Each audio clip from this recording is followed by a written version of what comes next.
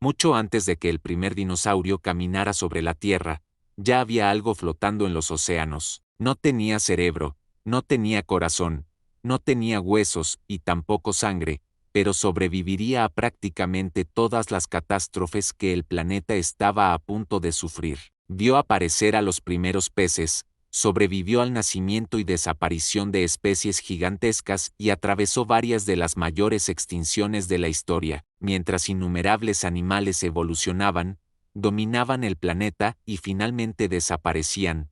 Las medusas simplemente continuaban allí. Y eso plantea una pregunta extraña: ¿cómo puede un animal aparentemente tan simple sobrevivir durante más de 500 millones de años? Porque si encuentras una medusa sobre la arena, difícilmente parece una superviviente. Fuera del agua, es prácticamente una masa gelatinosa incapaz de moverse, defenderse o regresar por sí misma al océano. Parece exactamente lo contrario a un organismo diseñado para resistir.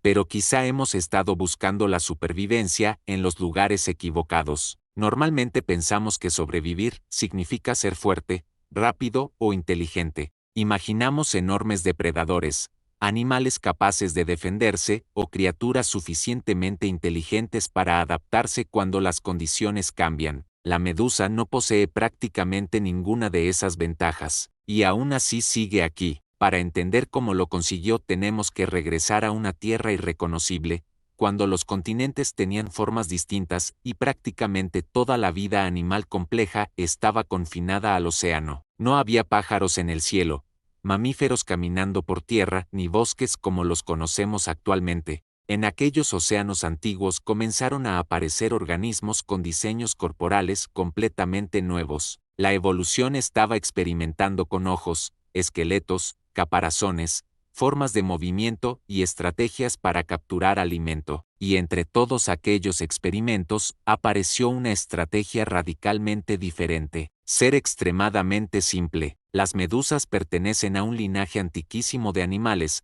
y su diseño básico demuestra que un organismo no necesita convertirse en una máquina extremadamente compleja para tener éxito. A veces ocurre exactamente lo contrario. Mira una medusa atravesada por la luz y parece que prácticamente no hay nada dentro. Y, en cierto sentido, es verdad. Gran parte de su cuerpo está compuesto por agua. No necesita cargar un esqueleto pesado, grandes músculos ni órganos como los nuestros. Su estructura gelatinosa le permite tener un cuerpo relativamente grande, utilizando una cantidad sorprendentemente pequeña de materia orgánica. Eso significa menos recursos para construirlo, y también menos energía para mantenerlo funcionando. En un océano donde conseguir alimento puede significar la diferencia entre sobrevivir y morir. Tener un organismo que funciona utilizando relativamente pocos recursos puede convertirse en una ventaja extraordinaria, pero entonces aparece el primer gran problema: si no tiene corazón, ¿cómo mantiene vivo el cuerpo? Nosotros necesitamos un sistema circulatorio extraordinariamente complejo. El corazón bombea sangre constantemente para transportar oxígeno y nutrientes a millones de células. Si ese sistema se detiene durante unos cuantos minutos, las consecuencias pueden ser irreversibles. La medusa encontró otra solución. Su cuerpo es tan delgado y está tan directamente expuesto al agua que muchas sustancias pueden desplazarse mediante difusión. El oxígeno disponible en el agua puede alcanzar directamente sus tejidos, sin necesitar una enorme red de vasos sanguíneos recorriendo todo el organismo. No necesita pulmones, no necesita sangre como nosotros, y tampoco necesita un corazón bombeando sin descanso. El océano que la rodea participa directamente en mantenerla viva, pero eliminar el corazón parece sencillo comparado con el siguiente problema: porque la medusa tampoco tiene cerebro, y aún así nada, caza, reacciona cuando algo la toca, puede modificar su movimiento y algunas especies incluso responden a cambios en la luz y la orientación. Entonces, ¿quién controla el cuerpo? Durante mucho tiempo tendimos a imaginar el sistema nervioso como una especie de empresa. Tiene que existir una oficina central que recibe toda la información, toma una decisión y después manda instrucciones al resto. En nuestro caso, esa oficina es el cerebro. La medusa funciona de otra manera. En lugar de depender de un gran centro de control, posee una red nerviosa distribuida por el cuerpo. Las señales pueden propagarse a través de esa red y coordinar movimientos sin que exista un cerebro central tomando cada decisión. Es una idea extraña porque nosotros estamos acostumbrados a pensar que primero hay que comprender algo para reaccionar ante ello. La medusa demuestra que no siempre es necesario. Puede responder al mundo sin entenderlo como nosotros. Y eso cambia completamente la forma de mirar al animal. Cuando observas una medusa contrayendo lentamente su campana, no estás viendo un organismo inútil arrastrado por el agua, estás observando un sistema nervioso radicalmente diferente al nuestro coordinando músculos distribuidos alrededor de un cuerpo transparente. Cada contracción empuja agua hacia atrás, y el cuerpo avanza, después vuelve a expandirse y repite el movimiento. Parece una forma bastante sencilla de nadar, pero es extraordinariamente eficiente. Algunas medusas aprovechan además las corrientes oceánicas para desplazarse enormes distancias, sin gastar la cantidad de energía que necesitaría un animal que luchara constantemente contra el agua. No dominan el océano, lo utilizan, y quizá esa diferencia explique parte de su éxito. Pero sobrevivir durante cientos de millones de años requiere algo más que ahorrar energía. También tienes que comer. Y aquí es donde la imagen de la criatura frágil comienza a desaparecer. Porque aquello que cuelga debajo de muchas medusas no está ahí simplemente para darle esa apariencia elegante que vemos en fotografías y acuarios. Los tentáculos son armas, y sobre ellos existen cantidades enormes de estructuras microscópicas especializadas llamadas cnidocitos, dentro de las cuales se encuentran mecanismos capaces de dispararse cuando reciben el estímulo adecuado. La escala es tan pequeña que resulta imposible apreciar el ataque a simple vista. Ves el tentáculo, ves una pequeña presa acercándose, y de pronto ya está atrapada. Pero si pudiéramos reducir nuestra escala hasta entrar dentro de uno de esos mecanismos, descubriríamos algo extraordinario. Dentro, espera una estructura enrollada preparada para liberarse con enorme rapidez. Cuando recibe determinadas señales químicas o mecánicas, el mecanismo se activa y el filamento sale disparado hacia aquello que acaba de entrar en contacto con el tentáculo. Todo ocurre prácticamente de forma automática. La medusa no observa a la presa y piensa, ahora voy a atacar. No podría hacerlo aunque quisiera. El arma está construida para reaccionar antes de que sea necesario ningún tipo de decisión consciente. Y ahí aparece una de las grandes paradojas de este animal. Tiene uno de los cuerpos aparentemente más simples del océano, pero utiliza uno de los sistemas de captura más sofisticados que existen a escala microscópica. Dependiendo de la especie, esas células pueden ayudar a sujetar a la presa e introducir sustancias tóxicas. Pequeños crustáceos, larvas, huevos y peces diminutos pueden terminar inmovilizados entre los tentáculos antes de ser transportados hacia la boca. Porque sí, aunque no tenga cerebro ni corazón, la medusa necesita comer. La abertura situada bajo la campana permite introducir el alimento en una cavidad donde comienza la digestión. Y aquí vuelve a aparecer la misma filosofía que gobierna prácticamente todo su cuerpo. No construir algo más complicado de lo necesario. Una sola abertura puede participar tanto en la entrada del alimento como en la eliminación de residuos. Simple, eficiente, suficiente, y durante cientos de millones de años, suficiente ha sido exactamente lo que necesitaba. Pero todavía falta una pregunta importante. ¿Cómo sabe una medusa dónde está arriba y dónde está abajo? Imagina vivir suspendido en un medio tridimensional, sin un cerebro que construya constantemente una imagen del espacio. Una corriente puede girarte, una ola puede cambiar tu orientación y la luz puede desaparecer a decenas de metros de profundidad.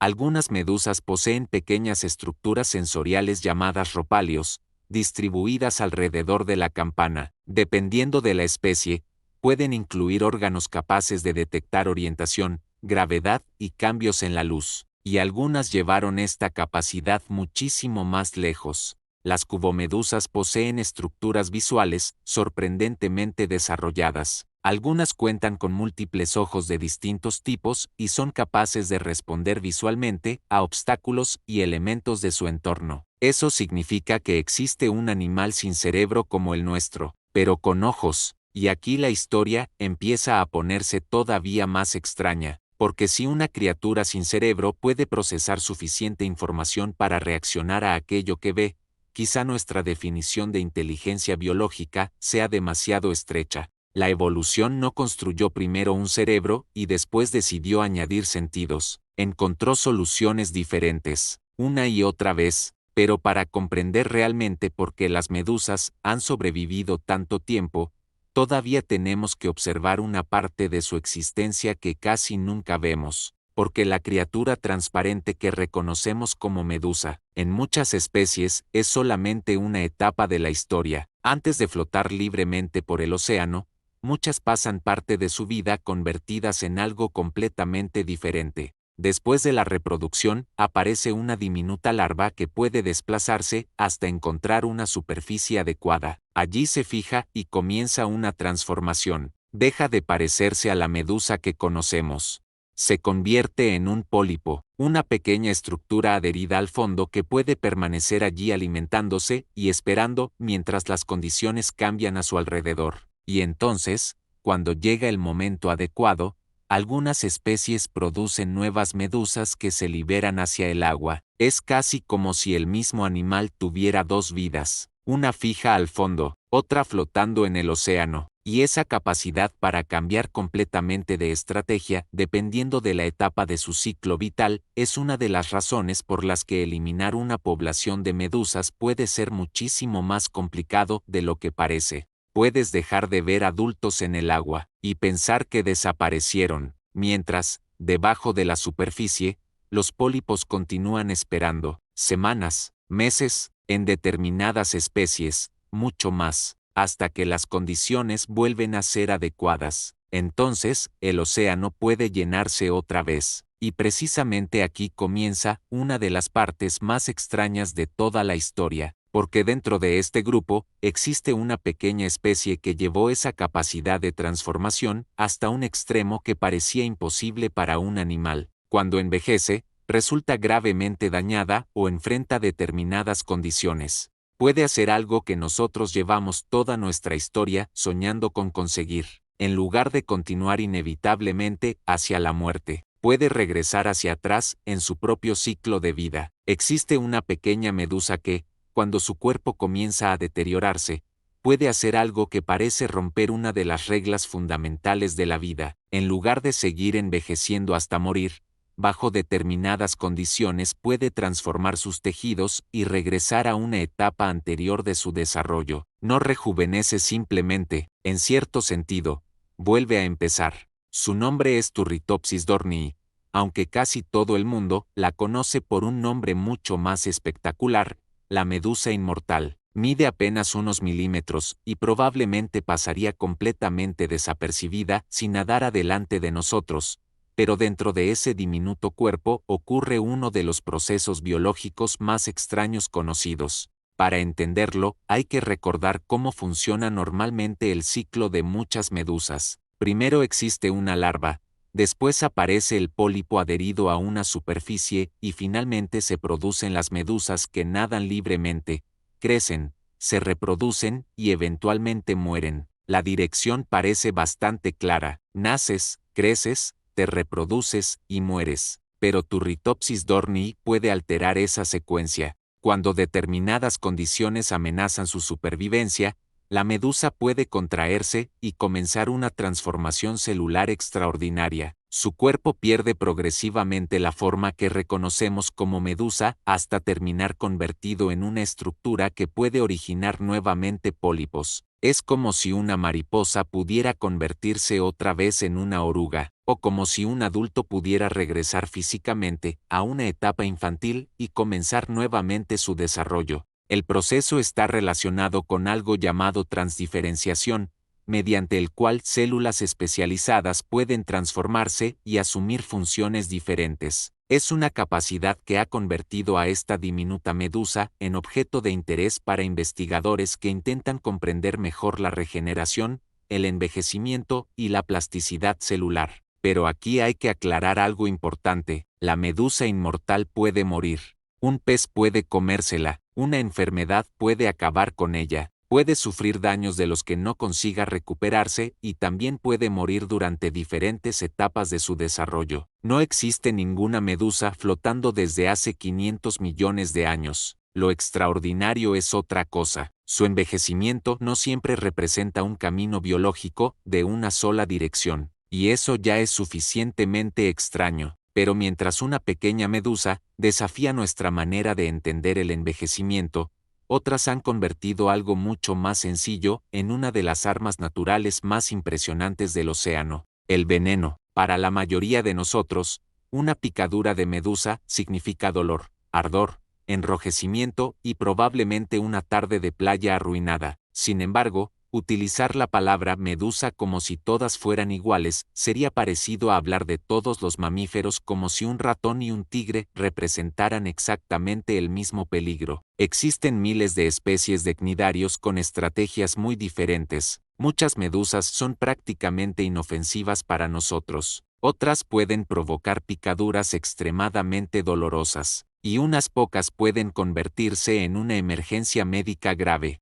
Entre las más conocidas están las cubomedusas, llamadas así por la forma aproximadamente cúbica de su campana. Dentro de este grupo encontramos especies capaces de producir venenos extraordinariamente potentes y de desplazarse de una forma mucho más activa que la imagen típica de una medusa arrastrada por la corriente. Una de las más famosas es Chironex fleckeri, conocida popularmente como avispa de mar. Habita principalmente en aguas del norte de Australia y zonas del Indo-Pacífico. Sus tentáculos pueden extenderse varios metros y contienen enormes cantidades de células urticantes preparadas para activarse cuando algo entra en contacto con ellas. Pero aquí aparece una diferencia importante. El veneno no evolucionó para cazarnos a nosotros. Un ser humano representa una presa absurda para una medusa. Estas armas evolucionaron principalmente para capturar pequeños animales de los que realmente pueden alimentarse. El problema aparece cuando nuestra piel entra accidentalmente en contacto con un sistema diseñado para actuar con enorme rapidez, y entonces nuestro tamaño no necesariamente nos protege. Una exposición importante al veneno de determinadas cubomedusas puede afectar distintos sistemas del organismo y requiere atención médica inmediata. Es uno de esos casos donde una criatura aparentemente frágil demuestra que tamaño y peligro no siempre tienen absolutamente ninguna relación. Pero quizá exista algo todavía más inquietante que un animal capaz de producir un veneno extremadamente potente. Un animal que además puede verte. Las cubomedusas poseen un sistema visual que parece completamente fuera de lugar en una criatura sin cerebro centralizado como el nuestro. Alrededor de su cuerpo existen estructuras sensoriales llamadas ropalios, y en determinadas especies cada una incluye varios ojos. Algunos son relativamente simples. Otros poseen estructuras comparables, en ciertos aspectos, a una pequeña cámara biológica, con lente y retina. Y entonces surge la pregunta inevitable: ¿para qué necesita tantos ojos un animal sin cerebro? Los experimentos han demostrado que algunas cubomedusas pueden utilizar información visual para orientarse y evitar obstáculos. No necesitan comprender un bosque submarino como nosotros comprenderíamos una habitación. Necesitan resolver problemas concretos. ¿Hay algo delante? ¿Dónde está la superficie? ¿Dónde se encuentra el hábitat adecuado? ¿Hacia dónde debo moverme? Y para resolverlos no necesitaron desarrollar un cerebro enorme, necesitaron únicamente el sistema suficiente. Otra vez, aparece la misma estrategia que ha acompañado a las medusas durante cientos de millones de años. No construir más de lo necesario, pero los ojos y el veneno todavía no explican cómo estos animales lograron atravesar cambios planetarios capaces de eliminar grupos enteros de especies. Para eso hay que mirar aquello que ocurre cuando el océano empieza a ir mal, cuando disminuye el oxígeno, cuando aumenta la temperatura, cuando desaparecen competidores, cuando la contaminación transforma las costas, cuando los peces comienzan a escasear. En muchos ecosistemas, esas condiciones representan una catástrofe. Para determinadas medusas, pueden representar una oportunidad. En distintos lugares del mundo se producen proliferaciones masivas conocidas como blooms, episodios en los que enormes cantidades de medusas aparecen concentradas en una misma región. De pronto, una zona que parecía relativamente normal puede llenarse de cuerpos gelatinosos. Miles, cientos de miles, en algunos episodios, cantidades enormes. Y cuando sucede cerca de nosotros, las consecuencias pueden ser sorprendentes. Las redes de los pescadores pueden llenarse de medusas en lugar de peces. Las playas pueden verse afectadas. Las instalaciones costeras que utilizan agua marina pueden encontrar sus sistemas de entrada obstruidos. Incluso algunas centrales eléctricas han tenido problemas cuando enormes cantidades de medusas llegaron hasta sus sistemas de refrigeración. Piénsalo por un momento, un animal sin corazón y compuesto principalmente por agua puede convertirse en un problema para una infraestructura construida por una civilización capaz de producir energía a escala industrial. Pero esos eventos no significan necesariamente que todas las medusas del planeta estén aumentando de forma uniforme. La realidad es mucho más complicada. Las poblaciones cambian de acuerdo con la especie, el lugar, las corrientes, la temperatura, el alimento disponible y numerosos factores ambientales. En algunos lugares se observan proliferaciones importantes, en otros, los patrones son diferentes. Sin embargo, sabemos que ciertas actividades humanas pueden crear condiciones favorables para algunas especies. La sobrepesca es un buen ejemplo. Cuando eliminamos grandes cantidades de peces de un ecosistema, no estamos retirando solamente animales. Estamos alterando relaciones. Algunos peces compiten con las medusas por el mismo alimento, otros consumen diferentes etapas de su ciclo vital, y muchos ocupan posiciones dentro de una red alimentaria que tardó muchísimo tiempo en establecerse. Retira suficientes piezas, y el tablero cambia. También está el problema de los nutrientes. Fertilizantes agrícolas y aguas residuales pueden aportar grandes cantidades de nitrógeno y fósforo a determinadas zonas costeras. Eso puede provocar proliferaciones de algas, y, cuando toda esa materia orgánica comienza a descomponerse, el oxígeno disponible en el agua puede disminuir. Para muchos peces, vivir en aguas con poco oxígeno resulta extremadamente difícil. Algunas medusas pueden tolerar mejor ciertas condiciones de bajo oxígeno, y de pronto, el lugar donde otros animales tienen dificultades se convierte en un espacio con menos competencia. Eso revela algo fundamental sobre su éxito. Las medusas no necesitan dominar cuando todo funciona perfectamente, necesitan resistir cuando deja de funcionar. Y llevan haciendo exactamente eso durante una cantidad de tiempo difícil incluso de imaginar. Pero sería un error convertirlas en las villanas del océano, porque las medusas también son alimento. Tortugas marinas, peces, aves y otros animales consumen distintas especies de medusas. Durante mucho tiempo se pensó que, al contener tanta agua y relativamente poca materia orgánica, debían representar un alimento poco importante, pero observar únicamente las calorías puede engañarnos. Cuando existen en cantidades enormes, incluso un alimento relativamente poco energético puede convertirse en una fuente importante de recursos para determinados animales. La tortuga laúd es quizá el ejemplo más impresionante. Puede alcanzar tamaños enormes y realizar migraciones oceánicas extraordinarias, pero buena parte de su alimentación está basada en organismos gelatinosos. Un animal de cientos de kilos persiguiendo criaturas formadas casi completamente por agua. Parece una contradicción, hasta que recuerdas cuántas puede consumir,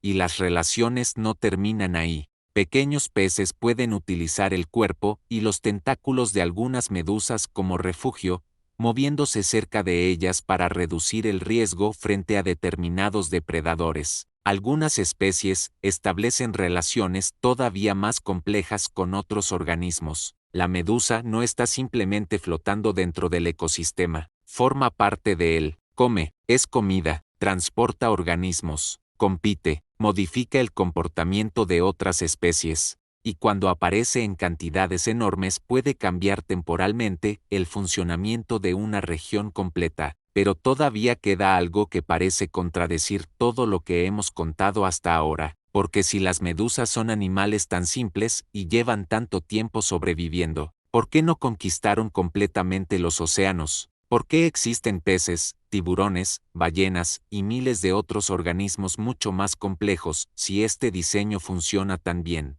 La respuesta es que la evolución no busca crear un ganador absoluto. No existe una meta final. Cada organismo ocupa oportunidades diferentes. La sencillez tiene ventajas, pero también límites. Una medusa no puede perseguir una foca durante kilómetros. No puede romper el caparazón de una tortuga, no puede aprender estrategias complejas como un delfín, no puede construir sociedades como nosotros, pero tampoco necesita hacerlo. Su éxito nunca dependió de convertirse en todo, dependió de hacer unas pocas cosas extraordinariamente bien, sobrevivir con relativamente poca energía, reproducirse cuando aparecen las condiciones adecuadas, utilizar corrientes que otros animales tienen que combatir, capturar alimento mediante armas automáticas, y resistir cambios que pueden destruir organismos mucho más exigentes. Es una estrategia completamente distinta a la nuestra. Nosotros transformamos el entorno para poder sobrevivir. Las medusas, muchas veces, sobreviven dejando que el entorno las transporte, y quizá por eso todavía nos falta comprender una de las partes más importantes de su historia, porque durante cientos de millones de años no fueron simples supervivientes de un planeta estable, estuvieron presentes cuando el planeta dejó de ser estable por completo, océanos que cambiaron de temperatura, niveles de oxígeno que se desplomaron, ecosistemas enteros que desaparecieron, extinciones que borraron enormes ramas del árbol de la vida, y después de cada desastre, algo gelatinoso seguía flotando en el agua. En la siguiente parte tenemos que entrar precisamente ahí, en las grandes extinciones, en lo que realmente sabemos sobre la antigüedad de las medusas, en los animales que se las comen a pesar de su veneno y en una pregunta mucho más grande. Si han sobrevivido prácticamente a todo lo que la Tierra les ha lanzado durante cientos de millones de años, ¿qué tendría que ocurrir para que las medusas desaparecieran de verdad? Para entender lo extraordinario que resulta que las medusas sigan aquí, hay que olvidar por un momento nuestra escala del tiempo. 100 años nos parecen una eternidad, 1000 años representan civilizaciones enteras, 1 millón de años resulta casi imposible de imaginar. Pero la historia evolutiva de los animales gelatinosos se remonta a cientos de millones de años. Eso significa que sus antiguos linajes atravesaron algunos de los episodios más destructivos que ha sufrido la vida en nuestro planeta. Cambió el clima, cambiaron los océanos, desaparecieron ecosistemas completos y grupos de animales que parecían perfectamente adaptados dejaron de existir para siempre. La Tierra ha sufrido 5 grandes extinciones masivas, reconocidas en el registro geológico, episodios en los que una enorme proporción de las especies desapareció en periodos relativamente breves. No fueron simples temporadas difíciles, fueron momentos en los que las reglas del planeta cambiaron por completo, y uno de ellos estuvo cerca de vaciar los océanos. Hace aproximadamente 252 millones de años ocurrió la extinción del final del Pérmico, la más devastadora conocida. Enormes erupciones volcánicas alteraron la atmósfera y el clima,